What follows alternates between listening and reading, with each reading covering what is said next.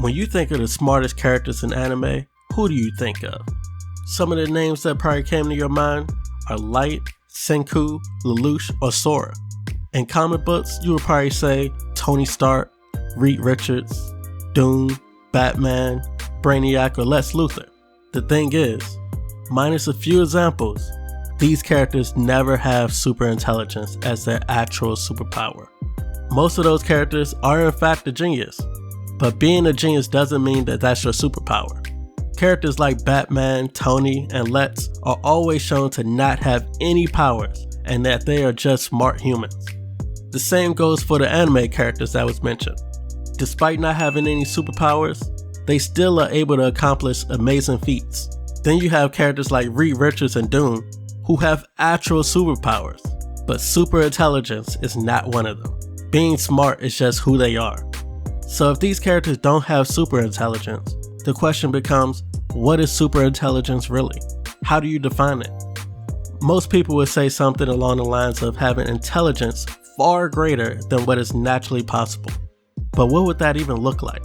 With super strength, you can clearly see the person lift things that are not normally possible or cause massive damage with physical attacks. With super speed, we can see characters literally disappear from moving so fast. So we need something that truly shows that the character is much smarter than what we've seen from other characters. Someone with super intelligence will be able to do so much more than simply creating cool tech or having backup plans for their backup plans. They need to be doing things that a normal person or even the smartest non-power person could even dream of. When you look at characters like Lex Luthor or Light, can you honestly say that they are like 100 times smarter than someone like Stephen Hawking? Just like you can say that the Flash is easily 1,000 times faster than Usain Bolt. In my mind, someone with super intelligence can calculate all the possible outcomes that would happen and do so at insane speeds. Kind of like the thinker from The Flash Season 4. Yeah, that guy in the flying gaming chair. He knew every scenario and the outcomes, but couldn't predict the emotions. His only real weakness was the plot, because someone with that ability should be able to account for emotions. So let's just agree to throw the thinker away and move on. Okay, cool. Now I know what you're thinking. What about the characters whose powers are actually super intelligent, like Brainiac and Nezu? The problem with these characters are that they're limited by certain factors. Nezu rarely appears, so we haven't really seen much of what he can do, but we do know that Nezu has failed to figure out the villain's plans and failed to protect the students at every turn. But hey, he's a talking animal, so that counts for something, right? Okay, so what about Brainiac? Let's see some of the things that he's done.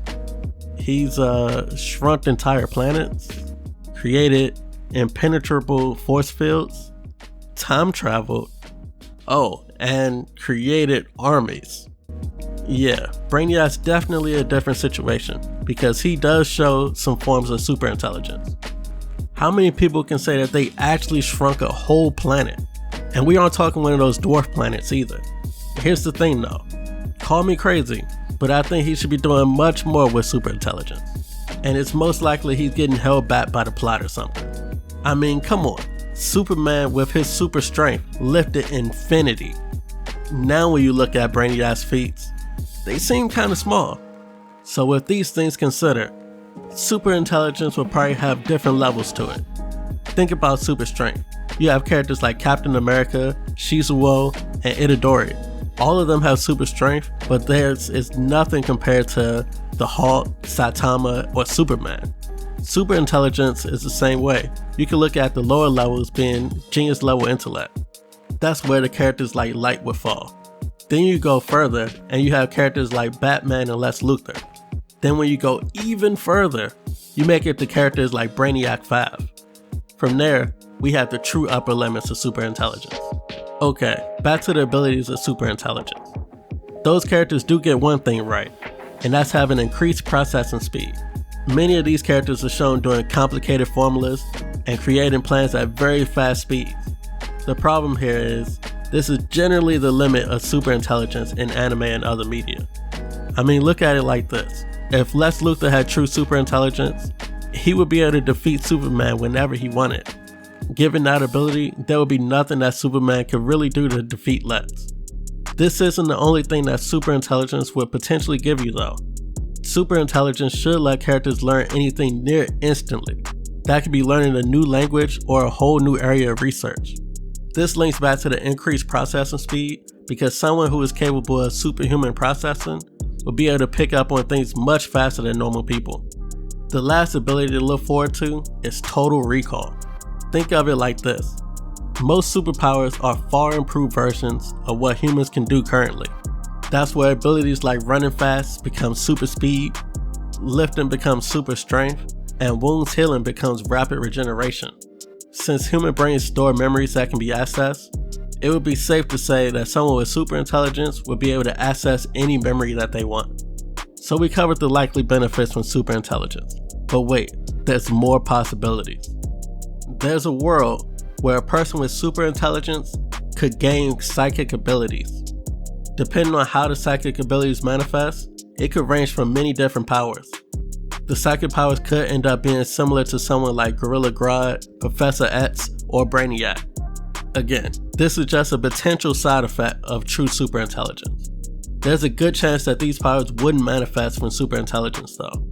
With all these things to consider, you probably ask, why don't we see true superintelligence in media? The simple way of looking at it is that it would be too broke. A character that can essentially tell the future with near 100% accuracy would be unstoppable. There wouldn't be much story to tell since there would be nothing that could truly rival it. The best opponent for superintelligence is probably another person with superintelligence. This has to be done correctly though, because we could end up seeing nothing but mental battles.